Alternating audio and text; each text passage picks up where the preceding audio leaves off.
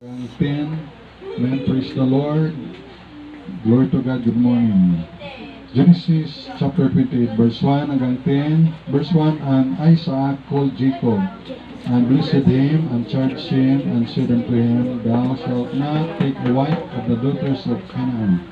Arise, go to Padanaram, to the house of Bethuel, thy mother's father, and take thee a wife from thence out of the daughters of Laban, thy mother's brother. And God Almighty bless thee, and make thee fruitful, and multiply thee, that thou mayest be a multitude of people, and give thee the blessing of Abraham, to thee, and to thy seed with thee, that thou mayest inherit the land wherein thou art a stranger, which God gave unto Abraham. And Isaac sent away Jacob, and he went to Padanaram, and to Laban, son of Bethuel, the Syrian, the brother of Rebekah, Jacob's and Esau's mother. When Esau saw that Isaac had blessed Jacob, and sent him away to Padanaram, to take him a wife from thence, and that is as he blessed him, he gave him a charge, saying, Thou shalt not take a wife of the daughters of Canaan. And that Jacob obeyed his father and his mother, and was gone to Padanaram. And Esau, seeing that the daughters of Canaan pleased, and not Isaac his father. Then went Esau unto Ishmael, and took unto the wives which he had Mahalat, the daughter of Ishmael, Abraham's son, the sister of Nebajoth, to be his wife. And Jacob went out from Beersheba, and went toward Haran. Let us go to the Lord in prayer.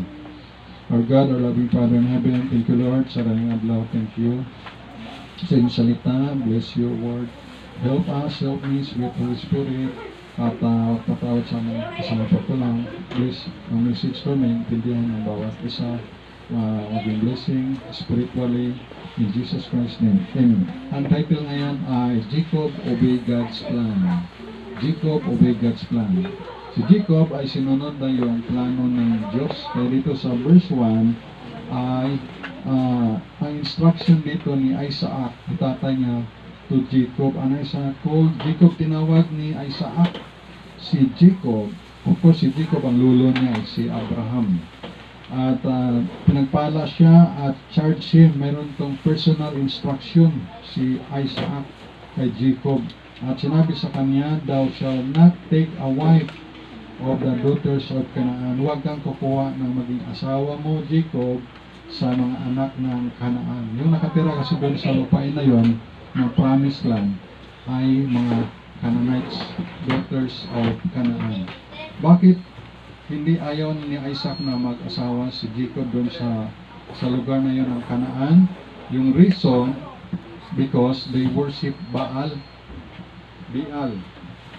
Si Baal ay gina-worship nila. So they worship Satan, they have image. Yung image ni Baal ay, kahit research mo sa Google, ay statue.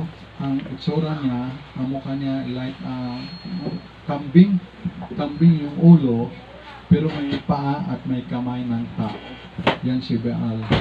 At ang no-offer kasi doon nila ng mga tao doon sa Canaan, mga Canaanites, ay they offered baby sacrifice. So, imagine simba sila kay Baal. Ang ino-offer nila ay mga sanggol, baby sacrifice, or child sacrifice.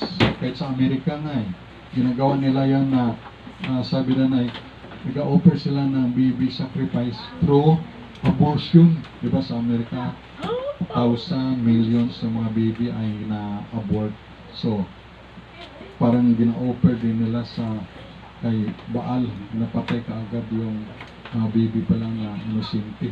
Of course, ang baby na yan ay sa langit naman yung pag napatay. Diretso yan sa langit. Wala namang purgatorio. Turo si Lord Jesus. Ang turo ng Lord Jesus ay heaven and hell lang. No?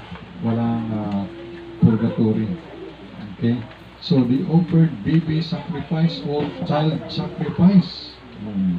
Kaya sa verse 2, ito ang tagubilin ni Isaac kay Jacob. Arise, bumangon ka, pumunta ka sa Padanaram, to the house of Bethuel.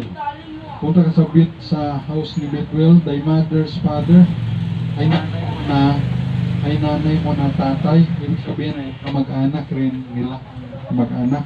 And took thee a wife from thence of the daughters of Laban, thy mother, brother. Ibig sabihin, si Laban, tito niya, kapatid ni Rebecca na nanay niya. Ibig sabihin, dun ka mag-asawa sa kay tito mo na mga anak. So ito noon ay kauri nila, the same faith sila, allowed pa noon dahil konti ang tao. Pero ngayon, hindi na pwede na yung asawa mo ay second cousin, third cousin, fourth cousin.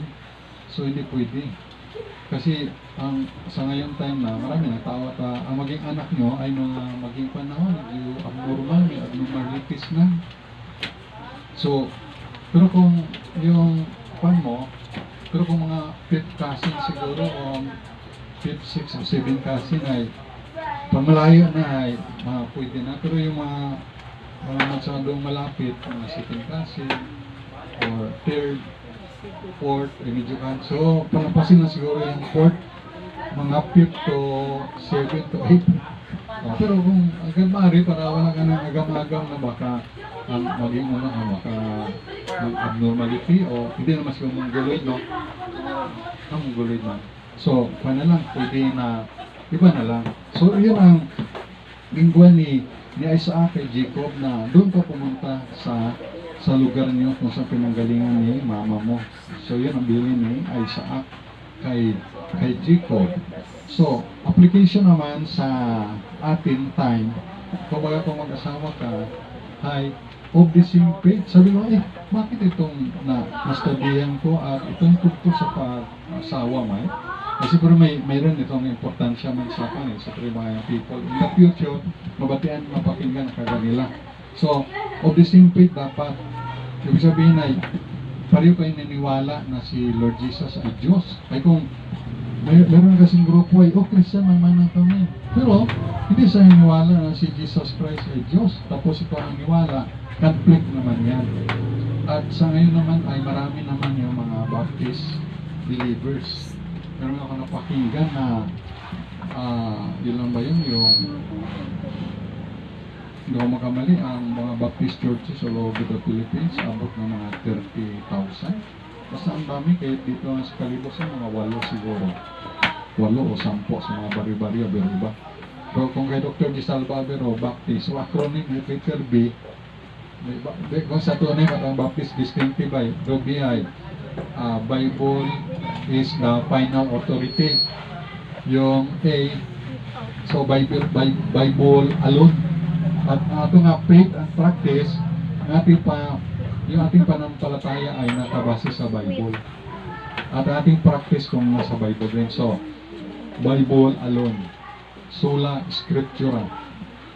And letter A ay, autonomous of the local church. Sabi na, autonomous ay self-governing. And then, P ay, priesthood of all believers. Ibig sabihin na mga believers, yung manampalataya ay pari. Ibig sabihin ay direkta ka na mag-pray sa Panginoon. Bawat isa ay priest. Sabi nga ng Revelation ay priest and kings.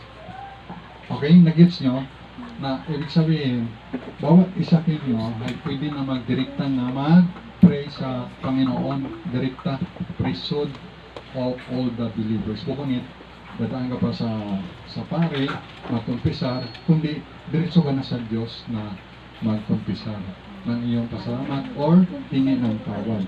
So, priesthood of all the believers. Diba? Yung letter T naman ay to ordinance, Lord's Supper and baptism. Dito ay individual soul liberty. Yung is ay separation of church and state. Yung letter T naman doon ay 2 officers, pastor and deacons. Pero kay Dr. Salva, yung letter B sa kanya sa Baptist na friend. Letter B, building always unfinished. Yung mga building ay hindi pa natapos na nagawa. Tapos sa letter A, address cannot be found. Kasi yung address hindi si Pastor Erlang ay nag-aatalang ay walang sideboard doon sa Washington. Kung mga nahanap siya, address cannot be found. Ang letter P, pastors are always busy. Ay Dr. D. Salvaman, nalipatan ko na yung kasunod eh. So rin, no? So ibig sabihin ay marami namang mga believers. So dapat naniwala kayo pareho sa Word of God, pareho kayo na paniwala kay Jesus Christ ay Diyos. Kasi kung yung hindi naniwala kay Jesus na Diyos yung kapartner mo, ay magkakonflict ron pagkaroon kayo ng anak, magkaroon ng problema patuloy, no? Kung saan siya magsisimba kay sasama ba siya kay mama o kay papa niya. So, kung pareho kayo ng paniwala sa Panginoong Jesucristo na Diyos ang Panginoon, ay mas maganda. Ay minsan nga, kahit pareho nga believers, no? Minsan si Brother Edgar, testimony ako kasi mga nalin, pareho na nga manampalataya ko naman nag-debate, gadugsingay pa o isay pa, no? Hindi kaintindihan, no? Bakit hindi kaintindihan? Chinese ba yun? Ang salita. Joke lang. Hindi naintindihan. So, yun, na dapat kaori o pareho kayo na kapananampalataya mo. Kaya sabi sa Bible, "Be ye not unequally yoked together with unbelievers, for what fellowship hath righteousness with unrighteousness, and what communion hath light with darkness." 2 Corinthians 6:14. And then number 2 ay yung important decision in life. Yung mga importante na decision sa buhay. Alam niyo pinaka-importante sa buhay natin ng mga decision. Number 1, salvation. Number 2 ay yung sa married life. So, yan ang pinaka-importante ng decision na magawa mo sa buhay. Ang maligtas ka. Na si Jesus ay iyong sampalatayanan at tinanggap mo siya bilang iyong Panginoon at tagapagligtas. Si Sheila, si Jesus Christ na iyong tagapagligtas. Ikaw, John, si Jesus Christ tagapagligtas. Importante, ikaw rin ito, dapat si Lord Jesus ang iyong tagapagligtas na ginapatihan o pinaniniwalaan. So, mahalaga yun, dahil importante yan sa inyong mga bata pa kamo. So, salvation ang importante sa lahat. Amen. At pangalawa ay ang pag-aasawa. At thanks God ay tama ang ating turo ng salvation. Ang ating salvation ay through Jesus Christ. By grace tayo, by faith. Tama ang ating salvation. At tama ang ating turo. Okay? So, hindi tayo naniniwala na 3 gods, Di ba kasi Baptist, niwala sila sa 3 gods. Alam niyo ba yun? 3 ang kanilang Diyos. Diyos Ama, Diyos Anak, pangalawa, Diyos Espiritu Santo. 3. So, 3 gods sila. Oops. So, pero tayo, 1 God lang tayo. Bakit? Sa Bible, for there is one God and one mediator between God and man, the man Christ Jesus. Isa lang ang Diyos at ang tagapamagitan ay si Jesus Christ. At ito sa Deuteronomy 6:4, "Hear, O Israel, the Lord our God is one Lord." So, ganun tayo. Kaya niwala tayo sa one God in 3 person. Triune God tayo, Hindi tayo oneness. Pag sinabi naman kasi oneness, alam mo yung oneness? Ang paniwala ng oneness ay yung God the Father, ang Diyos Ama, at saka si Jesus Christ ay siya rin, isa lang, oneness nga Ibig sabihin, si Jesus yung Ama, si Jesus yung Anak, oneness yun. Dahil ang kanilang verse ay, "I and my Father are one." So, mali ang kanilang interpretation. Hindi pwede na si Jesus yung Ama, siya rin yung Anak. Hindi pwede yan. Bakit? Kasi nung si Jesus ay pinako sa cross, sinabi niya, Diyos ko." Ibig sabihin na yung God the Father, tinawagan niya. Bakit mo ako pinabayaan? Pinabayaan siya because of kasalanan na bayaran ni Jesus. Siya lang kasi wala kasalanan, si Jesus Christ. At nung nabaptize si Jesus, nabaptize siya, mayroong boses sa langit na ito yung pinakamahal kong anak na lubos kong kinalugdan. Pakinggan ninyo siya. So may boses. So iba yung ama. Iba rin yung anak. Yung ama, nagsugok sa anak. For God so loved the world that He gave His only begotten Son, na mapako sa krus. Iba rin yung Holy Spirit. Siya yung nag-udyok o nag-convict sa atin na maniwala ka yan sa sinasabi ng pastor na sa Bible nakasulat. So yun. Pero they are one God. One God in three person. Tawag ng ay Triune God. O Jay, nakikinig ka Jay? Tagalan mo pa. Yung headset ka sa cellphone kayo basi. Doon na lang makinig sa headset kay mahirap na. Baka sige ako wali ay iba galing wali ano napakinggan. May time para dyan. So, kasi magpastor ka eh. Ano tuturo mo pag nagpastor ka? Huwag mo sa cellphone. So, yun, no? Believe in Triune God. Okay? So, salamat na ang ating turo ng salvation. At mayroong mga turo na outer darkness. Turo na iba yung outer darkness. O, kung hindi ka faithful, itatapon ka sa outer darkness. Outer darkness, impyerno. Pero hindi tayo, alam natin ang believers, pag save yan, natuto, save talaga, hindi na natatapon sa outer darkness. Impyerno yan. Yan. So, salamat tayo na tayo ay pag namatay, diretso sa langit. Mayroong verse ba tayo doon? Oo. For the absent and the body is to be present with the Lord. O, absent sa body. Kasi si kuya nyo. O, hindi tayo pwede mag-judge kay kuya mo. Kung saan si kuya mo napunta. Kuya GR mo, kung saan napunta ang kaluluwa. Hindi tayo pwede judge. Kaya, absent sa body, present with the Lord. Kung may palatay sa Jesus Christ, bigyan na rin siya ng gospel tract eh. Kaya iba talaga yung nag-bigay at iba yung nag-explain. So, nabigay natin ngayong fourth quarter, mga 228 na katao. Kailangan ay iba pa rin yung ginasuluinin talaga. So, hindi natin pwede mag-judge yung tao kung saan siya. Importante lang between him or her and God. Okay? So, true dapat sa ay si Jesus yung tagapagligtas na ginagawa. Iwala. Okay? So, then, marami pang mga turo na dapat kaya importante muna yung sa salvation natin ay through Jesus Christ. At ito din pa saved because of by grace through faith. Okay? Yan. Of course naman, in the future naman, ito sa mga kabataan, marry a godly husband or wife. Dapat yun ang mapangasawa mo. Ay kung ang mapangasawa mo na lalaki ay si Carol, Pagasigarilyo, Pagahilo, Pasaway, problema sa mga kabataan. No? So, dapat ay ganoon din sa bayi man, John pa lang, no? Yung mga pangasawa John, in the future, ay dapat man makomit materialistic, kung mahaba natin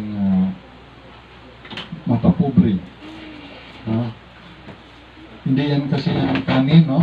Di ba pag nakakain ng kanin, init? Anong ginagawa sa kanin pag napaso ang bibig dila? Ka. Pero hindi yan. Hindi na pwede ibabalik.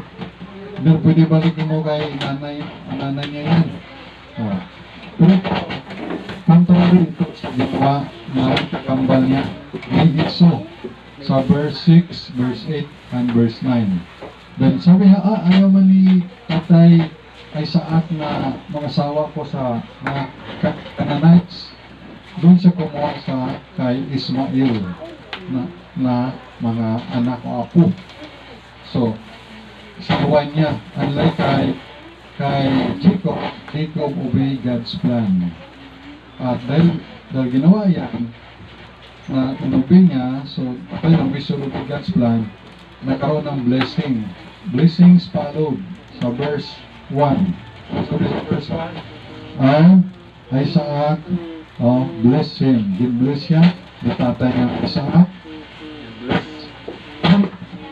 Ibang klase noon, no? Ibang klase noon na sabi ay paano? Sabi noon ay pag abo ni Isaac ng iso, hanapan mo ako ng paano ng karne. Ano yung makaon ba? Binison or parang tupa ba o ano o deer. Tapos ay ikuan mo, ilutuin mo, tapos ipakainin mo ako, tapos i-bless kita. Ay napakinggan yun ni Nanay Rebecca. Ay paborito abi ni Isaac kasi Esau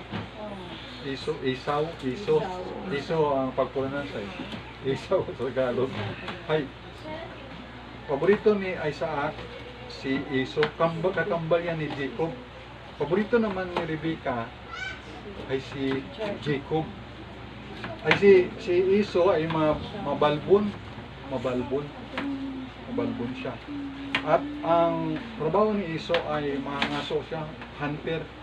So ang ginawa ay madilim na yung mata ni Isaac, ay hanapan mo ko doon ng hayop ba at lutuin mo at makain ko, para kain ako, i-bless na kita. Ay doon napakinggan yun ni Nanay Rebecca. Ay, i-bless pala yung buwan. I-bless pala si Esau. Ay, dapat hindi pwede ko. Dapat si Jacob ang i-bless kasi paborito niya. Kumbaga, usually ay i-bless naman talaga ng Panginoon si Jacob dahil sa promise. Kaya lang yung nanay na to na unahan yung Panginoon. Sabi niya, anak, hanap ka doon ng dalawa yata na hayop pa. Tapos dali mo sa akin, magnakip at lutuin ko. Niluto niya. Tapos ay niluto niya. Ay paano yan eh, ang busis ko ay malaman ni tatay ay saa. At saka mabalbunin siya. Ako ang bahala. So, goat skin. Naglagay siya dito para nagbalabal ba. Tapos pumunta kay tatay niya. Sabi ni tatay Isaac, ang bilis mo naman anak na dala ng pagkain. Ay sabi pa niya ni Jacob, tinulungan ako ni Lord, ng Panginoon. Tapos ay ginawa na, pero ang busis mo ay kana, yung busis ni Jacob ba. Tapos ay lapit ka anak. Tapos ginhimas. Ay, kaya na, medyo balahibo man na. Yung pala gindaya kali ni mama niya, no? So, sige, nakakaon na siya isa. Gin-bless niya na okay, i-bless ka. Dahil yung mga pananom o mga pangabuhian ay magdami and everything about good at magiging iba ay maging alipin ni servant mo yung ibang mga lahi, tao o kapatid mo. So, dumating naman si Esau. Ay, ito na tayo, kaon ka na. Ha? Sino ka? Ako si Esau. Ha? Sino yung bless ko? Ay, si Jacob pala. Ay, anak, wala nang blessing. Ubus na. Grabe sila na. Nung panahon pag nag-blessan na, grabe yung salita na nila nga pag i-bless o mga bata. Ay, kakatuo talaga, no? Ganun sila, no? Kaya, pero ginsabihan pa rin siya na ganito ka, maging alipin ka na ng kapatid mo, tapos gagamit ka ng dahas, masaan everything. Kaya, grabe ro ka akig ni Esau kay kambal nga Jacob. No, nagkaroon ng dumot sa akalanon, yung gustong patayin. Kay nalaman yun na ni Nanay Rebecca. Kaya, anak, doon ka muna kay tito mo laban. Doon sa. Nakapangasawa siya doon. Doon na lang siya kay Ay, hasta magtaway yung balatyagon ni Iso, maduga mata sa kuli. So ganun. So makita niyo si Jacob obey yung God's plan sa kanyang buhay. Pero si Iso kumuha ng asawa sa Ismaelites. Kaya application, we should obey God's plan. Blessings follow. Kaya sa verse 1 ay bless siya dito. At sa verse number 3 rin, sabi dito, and God Almighty blessed thee. Although ginabless na pa, si Jacob madaro may promise. Ang problema, si nanay ni Jacob ginunahan kayagi. Dahil in the first place, bininta na ni Iso yung kanyang yung kanyang birthright na nagutom siya. Ay, pa mo na yung paging panganay mo. O sige, kumbaga, hindi niya nabigyan ng halaga ni Iso yung paging panganay. Sige, pakainin mo na ako o sa'yo na yung birthright o pagkapanganay ko. Kasi kung panganay ka sa mana, sa hatian, marami sa'yo, doble, kumpara sa sunod ng kapatid. Kaya kung panganay, si Hana, siya, si Pau Pau, doble ang blessing. Yan. Sa kultura nila sa Israel yan. God Almighty bless thee and make thee fruitful and multiply thee that thou mayest be a multitude of people. Sila, multitude of people, dumami na sila, mga Israelites. Sa verse 7, and that Jacob obeyed his father. Sumunod siya sa kanyang tatay and his mother and was gone to Padan Aram. Verse 10, and Jacob went out from Beersheba and went toward Haran. So, Jacob obeyed God's plan. Although mayroong mga pagkakamali si nanay niya, si Jacob, sumang-ayon man sa nanay niya, pero hindi na alam na nakaplano na pala na pagpalain si Jacob naman ang ibibless. Pero inunahan pa rin. Pero ganun pa man, ay makita natin dito na ang Panginoon pa rin yung masunod pa rin yung God's plan. Although mayroon silang ginawang mga pagkakamali sa buhay nila, pero still, ang Panginoon pa rin ang nasunod. At importante, nagpatuloy pa rin sila kung ano ang plano ng Diyos sa kay Jacob. So, yeah. So, hanggang verse, dito lang muna tayo hanggang verse 10. Maganda pa tayo hanggang verse 22, pero saka na lang mapana natin na mapag-aralan natin. So, ang ating ma-learn lang dito ay ito. Yung minsan sa pag-aasawa mismo ng mga anak, ay nandun yung advice ng tatay, nanay, at mahalaga yun. At sa pag-advise ni tatay Isaac, ay sinunod naman ni Jacob. Pero si Esau, yung kambal, hindi niya sinunod.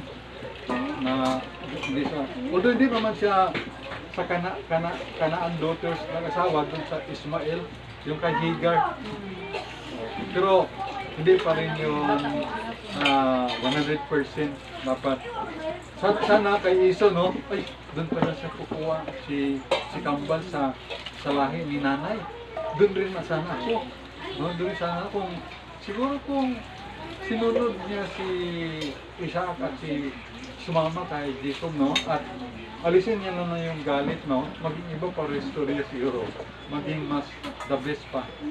Ay, pero dahil hindi niya sinunod, kita mo ang lahi ni Esau ay wala na sa eksena sa Bible, kundi yung kay Jacob. Siyempre, si Jacob naman ang ibibless.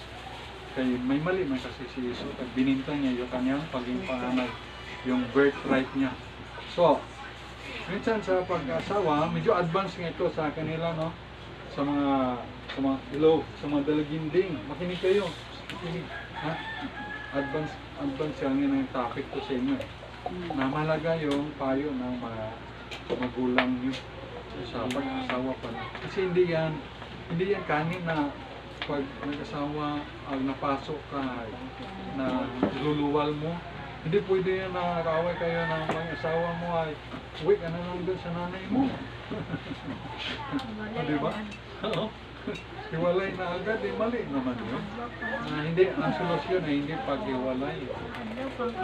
Kaya sila, na kung si mama, papa nyo ay na mahalin nyo at advisean nyo na magpan sila, mahalan. Bawat mga parents rin ang mahalaga. Kasi ang apektado niyan pag naghiwalay, yung anak yung kawawa. So ang solusyon ay hindi hiwalay. Sa paglalaba, naniwala ako ang solusyon ay hiwalay. Yung decolor sa puti, kasi kung isama mo yung decolor sa puti, lalo yung decolor ay gapid, mayroong mga damit na nagapid ang kulay, talaga mamansahan niya. Pero pagdating sa married life, ay huwag maghiwalay. Huwag maghiwalay. Basta, as long na kwan. Pero mayroong mga instances naman na, paano kung ang mister mo ay nagawa kang battered wife? Sinusuntok ka, sinasampal, minumura, pinalikot ka. Yan, pwede mong iwalayan. May batas naman yan. Depende. Pero walang batas sa battered husband. Kaya kami na yung Brad Edgar. Kaya bukbugin kami ng asawa namin. Walang batas. Walang battered husband. Battered wife lang.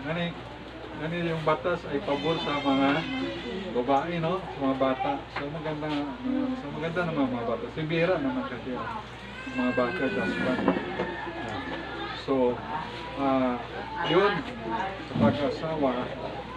At yung pangalawa ay tungkol sa blessing.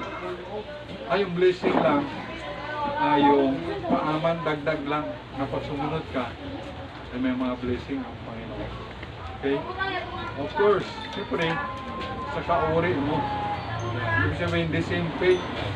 Kasi kung ibang panampalataya mga partner mo ay tapos na ang mundo. Kaligayang araw. Kasi siyempre, ikaw naniwala si Kristo yung Diyos. Ikaw yung iba, hindi naniwala kay Kristo ng Diyos. Wala. Naniwala ka na isa ang Diyos. Naniwala mo isa, tatlong Diyos. Naniwala ka na pag namatay, langit diretso. Ikaw naniwala naman isa ay punta ka muna sa purgatorio, sa outer darkness. Hirap na. So, mas maganda na pareho kayo na panampalataya. Kahit pareho pa nga ng panampalataya, minsan na yun, nagkakaroon pa ng misunderstanding o hindi pa nakaintindihan, mas mo tayo hindi. So at least kung the same faith ay kunting adjustment na lang. Kaya sabi nung pakinggan ko kay Pastor Nable na-open yung isang missionary na black, hindi ko alam kung black African o black American na sinabihan ba naman siya na nakapangasawa kasi siya ng Pilipina. Kasi sinabi ni Pastor Abante, Pilipina is for Filipino. Kaya paano yung nasawa na yun ng Black African o Black American, malamang Black African, na missionary ang nasawa niya Pilipina, na-open tuloy. Kaya the following day, hindi na umatin ng conference, na-open siya. So, Filipina is for Filipino. Burmese is for Burmese. Pero yung sabihin ay pero hindi naman yung pagdating sa ganyan. Kung kahit Afrikano, Amerikano, pero hindi siya mag-pwede ng palata. Pwede yun, pero sa lang yun. Sa pastor lang yun, kanya lang yun. Na sa kanya lang naman yun na principle o constitution. Okay, so blessings follow. Pag ikaw lang ay sumunod sa obey God's plan, blessings follow. Alam naman na nangyari na sa buhay ni Jacob. Isa na ngayon siyang isang bansa na. Although hindi man tayo magiging katulad ni Jacob na isang bansa, pero importante ang principle natin dito na blessing follow pag sumunod sa Panginoon. Okay? So, salamat tayo sa Panginoon. Let's pray. Let's pray. Our God, our loving Father in heaven. So maraming salamat po, Lord, sa inyong salita. Salamat na pag-aralan namin ang kahalagahan sa buhay ni Jacob na siya ang kanyang tatay, si Isaac. Ay tinuruan siya na pagdating sa married life in the future, ay tinuruan kagad sa kanong dapat gawin. So ganun din, O Diyos, sa aming time, sa mga next generation na to, maturan sila ng tama, Panginoon. Salamat na dapat ay kasing urik o kasing panampalataya. At blessings followed, Panginoon. Salamat na pinagpala mo si Jacob, bagamat si mama niya, si Rebecca, ay gumawa rin ng paraan na para sa kanyang mapunta blessing, pero dingin sa kanyang kalaman na plano mo, Panginoon, ay nandun na pagpalain mo si Jacob. So, salamat sa mga natutunan namin sa buhay nito, Panginoon, na kami sumunod lang sa inyo, Panginoon, ng blessings, Father. So, sa iyo lahat na glory, honor, and power.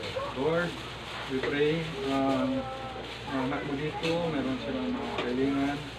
We pray si Lady, I pray, Lord, sa kanyang good health rin, sa kanyang mga anak, sa kanyang mga apo, sa kaganisa, nabisa niya rin ang magkaanak ko noon, sa makaloob.